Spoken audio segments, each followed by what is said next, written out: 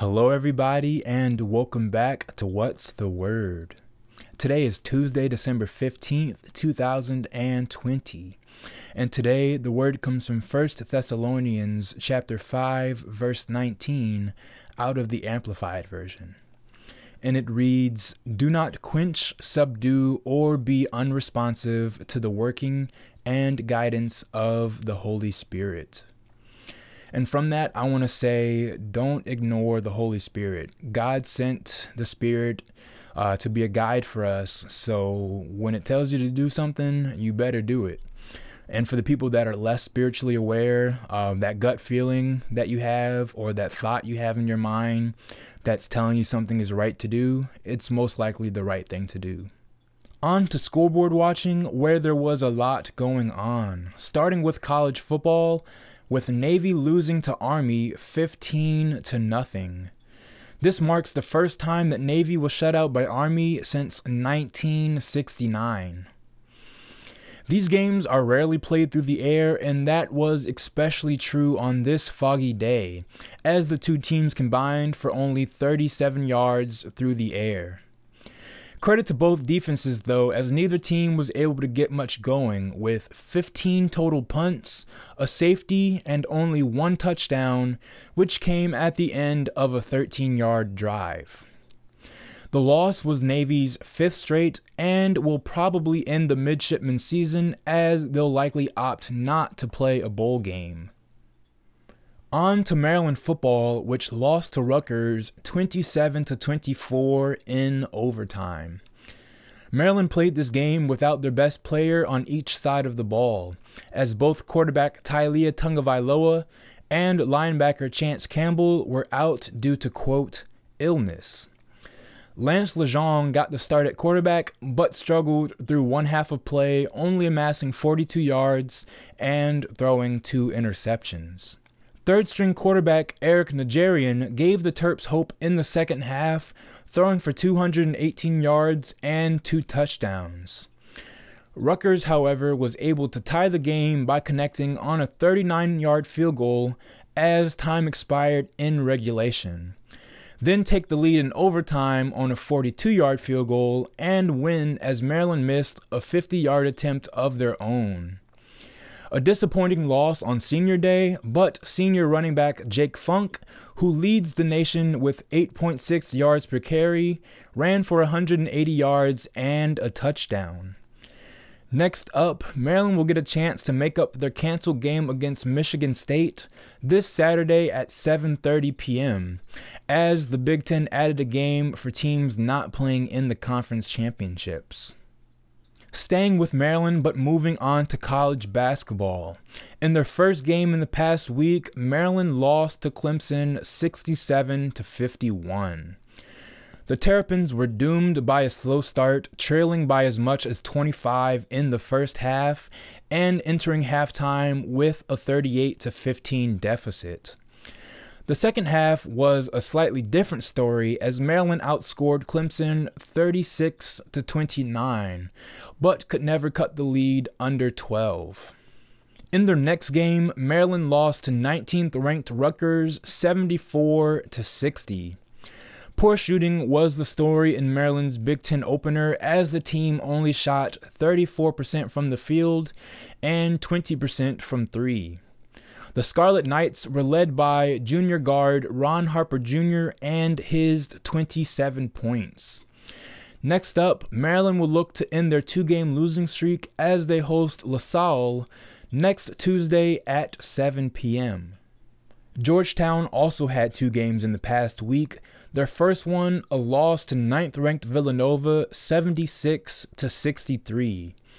The Hoyas looked poised for the upset, jumping out to an 18-point first-half lead and going into the break up 46-33. The score was close in the second half until 5 minutes and 54 seconds remaining, where Villanova went on a 16-2 run to avoid the stunning defeat. In Georgetown's second game, they defeated St. John's 97-94 in overtime. Georgetown shot well in this back and forth affair, making 54% of their shots, including 47% from beyond the arc. The Hoyas had a chance to win the game in regulation as they took the lead with 9 seconds remaining. On the other end of the floor, sophomore center Qudus Wahab blocked the game-tying shot with 9/10 of a second left on the clock, only to have the Red Storm slip underneath the basket on the inbounds play to send the game into overtime. However, Wahab would have the last laugh, also blocking the game-tying shot in the extra period, his 9th block of the game. Georgetown was led by Dante Harris, whose 22 points and clutch scoring were enough to earn him Big East Freshman of the Week honors. Next up, St. John's will have a shot at redemption on their home floor this Sunday at 6:30 p.m. Now for Week 14 in the NFL. The Washington football team defeated the San Francisco 49ers 23-15. The win moves the team into sole possession of first place in the NFC East as the New York Giants lost to the Arizona Cardinals 26-7. Washington's offense wasn't much of a factor as quarterback Alex Smith looked out of sync before exiting the game at the end of the first half with a calf strain. Quarterback Dwayne Haskins, seeing his first action since Week 4, played the remainder of the game. He looked pretty decent and began the second half leading the team on an 11-play, 72-yard drive, which ended in a field goal. But ultimately, Dwayne Haskins fell back into some old habits, which ultimately saw him get benched back in Week 5. Luckily for Washington, their defense stepped up and in a big way, led by Chase Young, who had this sack, dropping back in coverage before sprinting 10 yards to take down quarterback Nick Mullins. This came after Trent Williams left the game for one play and Chase Young took advantage, so that was nice to see. He also had 2 pass breakups, a forced fumble, which was recovered by Deron Payne. He lives and breathes, even doing digital storytelling right now with the COVID crisis. And a handoff, ball is out, and Washington's... And then he had this fumble recovery, which the fumble was forced by Deron Payne, recovered by Chase Young, and he ran it 47 yards for the touchdown. Arizona State, the leading receiver in the game. Blitz is picked up, and Mullins fumbles the football. Washington has it back. Chase Young, they're chasing him down the sideline. And Chase Young has a Washington touchdown. That deserves a wow. And don't take a sack. Washington's defense was not done scoring, as safety Cam Curl added a 76-yard interception return for a touchdown.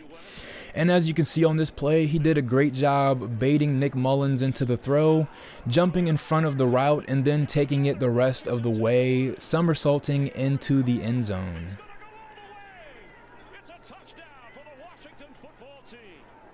One of the lone frustrations of the game was kicker Dustin Hopkins, who missed yet another field goal, his 7th of the season.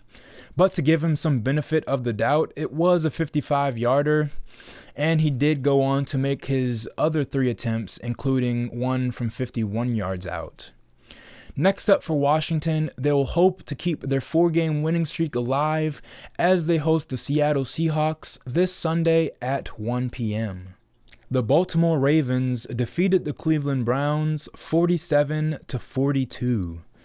Cleveland's offense played ridiculous, totaling 493 yards and 6 touchdowns. But Baltimore stepped up in this must-win game, with Lamar Jackson running all over the Browns' defense. Jackson ran for 124 yards, which was a Monday Night Football record for a quarterback, and also put up 2 touchdowns on the ground. Lamar also left the game for much of the fourth quarter with what the team called cramps, and was replaced by quarterback Trace McSorley. You can watch this video for yourself, but this does not look like somebody who was cramping. Questionable. The backup Trace McSorley was over here. social media put it best and said that Lamar Jackson had the runs. Just as McSorley went down with an apparent knee injury, Lamar Jackson returned from the locker room on a crucial 4th and 5, launching this 44-yard touchdown to Marquise Hollywood Brown, who redeemed himself after an inexcusable drop on a big 3rd down play on the previous drive. Cleveland was able to put together a 75-yard touchdown drive, just taking up 47 seconds to tie the game.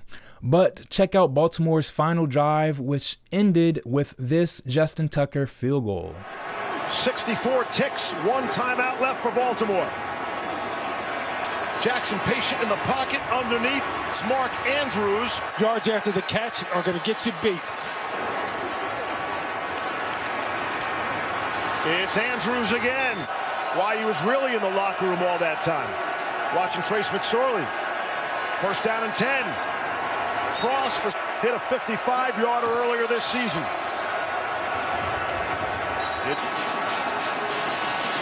For the win. And Justin Tucker has done it for Baltimore. There are 2 seconds left on the clock.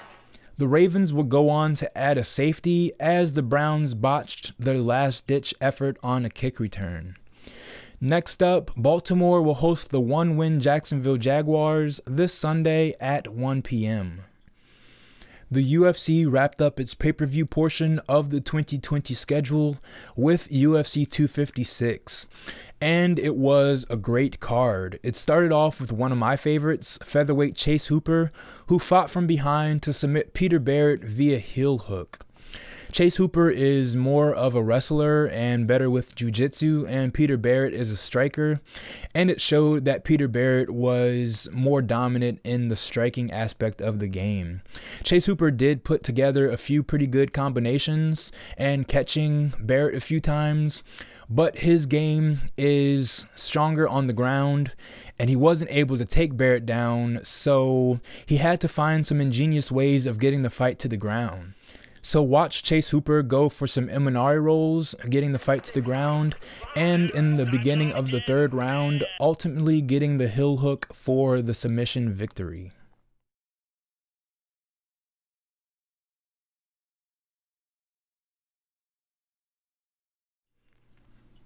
The card also had 4 consecutive fights end in a knockout or TKO, including Kevin Holland knocking out Jacare Souza from bottom position, marking only the 2nd time in UFC history that this happened. But just take a look at this work from Kevin Holland. He kicks up and pretty much springs himself forward into this devastating blow and then finishes off the fight. The story of the co-main event was Charles Oliveira's complete domination of Tony Ferguson. But if there's any silver liner for Ferguson, is that he somehow managed not to tap out from this nasty armbar at the end of the 1st round. Finally, the card ended with an insane title fight between Deiveson Figueiredo and Brandon Moreno. The flyweight championship bout ended in a majority draw, so Deiveson Figueiredo was able to keep his belt. It marked a 21-day turnaround for both fighters, which made it the quickest turnaround for a title fight in UFC history. Taking a look at the scorecard, I didn't have too many gripes about it other than the 3rd round. Obviously, the point deduction happened for Figueiredo with the low blow, but I thought that Brandon Moreno actually turned it around and won the fight after coming back from the much needed time off after that ridiculous low blow. But the judges didn't see it that way. And other than that, checking from the stats, it pretty much was a draw. Another thing I didn't like after the fight was that Figueiredo sounded like he was making some excuses. He said that he spent about 30 hours in the hospital with a stomach bug and wasn't released from the hospital until 2 a.m. the day of the fight. I really don't like when anybody makes excuses for the performance. You didn't win, you didn't lose, so it is what it is. And we will see a rematch coming in 2021. UFC President Dana White confirmed it. Next, let's take a quick look at the Washington Wizards preseason opener against the Brooklyn Nets. They lost the game 119 to 114, and they were without Russell Westbrook and Bradley Beal. On the other hand, the Nets played Kyrie Irving for 17 minutes, and Kevin Durant played 24 minutes. Starting off with KD, he looked pretty good, so I'm glad that he's back and happy for the Nets. But let's talk about my Washington Wizards. Rookie forward Deni Avdija had 15 points on 6 of 6 shooting, including going 3 from 3 from beyond the arc. The knock on him was his distance shooting, so it was pretty nice to see that he had some confidence and was able to knock down his shots. Now, I know not to get too excited about a rookie's play in the preseason, especially considering that social media gave us a reminder on how good Anthony Bennett looked in his preseason with the Cleveland Cavaliers in 2015. But I really liked this play from Deni Avdija. He showed a little bit of star potential, grabbing the rebound, running the length of the floor, evading some defensive pressure from Kevin Durant, and then getting the buzzer-beating floater off over top of DeAndre Jordan. The last thing I liked was the play of Rui Hachimura. He had 18 points, but I was mostly impressed with his three-point shooting. He went 3 from 4 from beyond the arc, and he actually called for the ball to shoot the three. Didn't see that at all last season, so it's nice to see that Rui's being aggressive and being confident. Last but not least, the best thing I saw was the face mask on the helmet of Las Vegas Raiders offensive lineman Trent Brown. Thank you, everybody, for tuning in to another episode of What's the Word? God bless.